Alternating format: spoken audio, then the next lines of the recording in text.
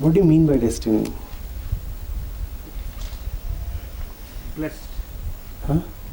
That which is blessed or which is decided, pre-decided. I feel it's from the law of karma. No karma is pre-decided. So destiny obviously cannot be related to karma. That which pre-exists karma also. So karma cannot be the decider of destiny, obviously. I heard of the three kinds of karma. Sanchita, Prarabdha and... All three have a background, be it Sanchit or Prarabdha or Agami. All three have background and all three have their respective fruits. When you say destiny is something that is preordained, then obviously it has to go prior to karma and even the cause of karma.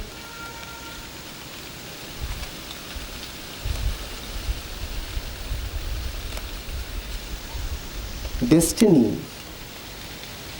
really means that which is unavoidable, that which cannot be changed, that which is inevitable, that pre-exists everything that happens and that will exist post all happening. And what is that? Nothing but emptiness, truth, which was there before the beginning of time and which exists even after time has withdrawn. That alone is destiny, nothing else.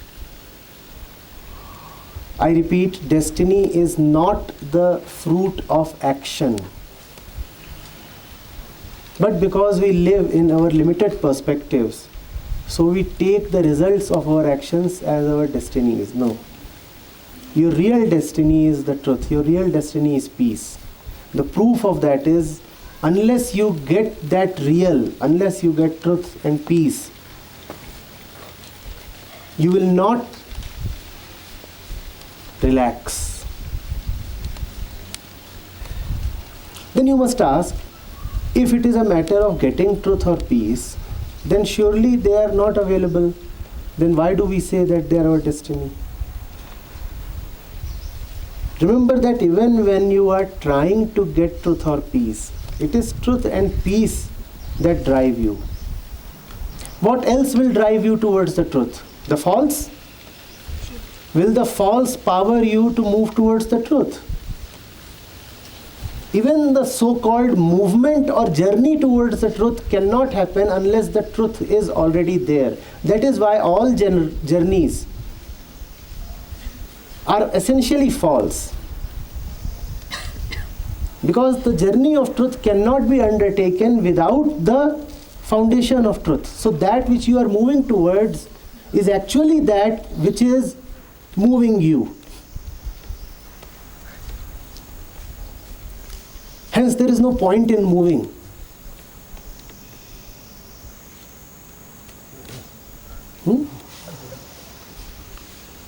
Your destiny is the great silence. That is where you are. And if you do not consciously acknowledge that, that is where you have to reach. Nothing else is your destiny. Now, do not abuse this word either.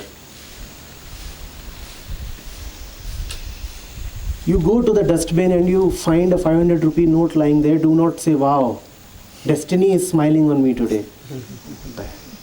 What does the chance occurrence of a 500 rupee note have to do with destiny? What if it is 500 euros? Obviously, then it can't be called destiny. You see, it's 90 times more attractive then. No, not even then.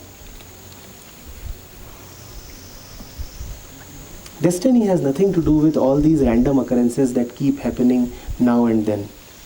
You meet a beautiful girl, you say destiny. The girl slaps you, you say destiny.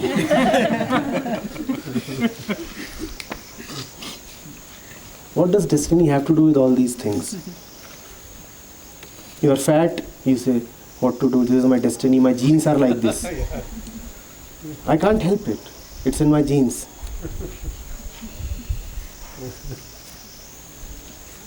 What does destiny have to do with your genes? It's a very limited use of that word. I repeat again. Fruits of action, karma phal, do not determine your destiny. Your destiny is a common destiny shared by everybody. It is immutable. It is independent of what you do or not do. And it is a destiny that you have already and always lived in. It is not a destiny that you are out to accomplish.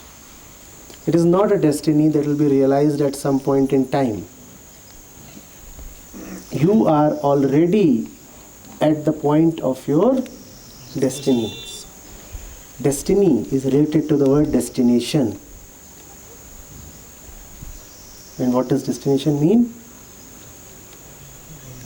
The finality, the climax, the highest, the ending and the dissolution.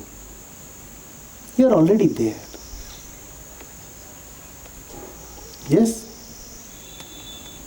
So there is no need to go out and realize your destiny. What is the correct word for this? That's not destiny as I understand now, but Leela. sorry? Leela.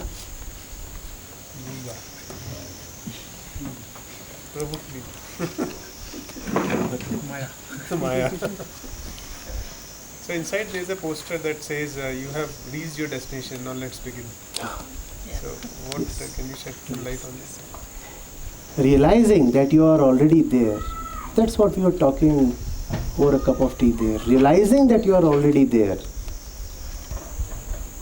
Now you are free to act as if everything is lost and the responsibility is upon you to regain. But even as you participate in that drama, you must know that nothing is lost and nothing is to be gained. You might be acting like Ram in a Ram Leela, and you might be crying, Ha Sita, Ha Sita. That doesn't mean that you have really lost your wife. You can't take that whole thing too seriously. And if you continue with your sobbing, even in your home, then you will really lose your wife. She will say, who is this Sita? That's what happens with people who search for peace. In searching for peace, they Peace gets lost. lose the peace. Such a paradox. So don't take all this business of losing and regaining too seriously. Indulge in it because you are born as a human being. You will die of boredom if you do not do anything. These muscles need something to do. If you don't do anything, they'll shrink, contract, and you'll needlessly suffer. So give them something to do. This mind too needs something to play with. Otherwise it will become dull. So give it a problem. It likes problems. It thrives and relishes in problems. So give it something to do. But even as you give all these kids toys to play with, you do not yourself forget that this is just a game, Leela. When you go to the gym and deliberately lift weights, do you curse the weights? You have made my life heavy. You are doing it yourself.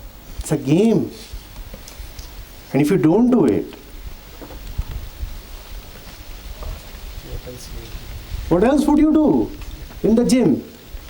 No. The life in the gym.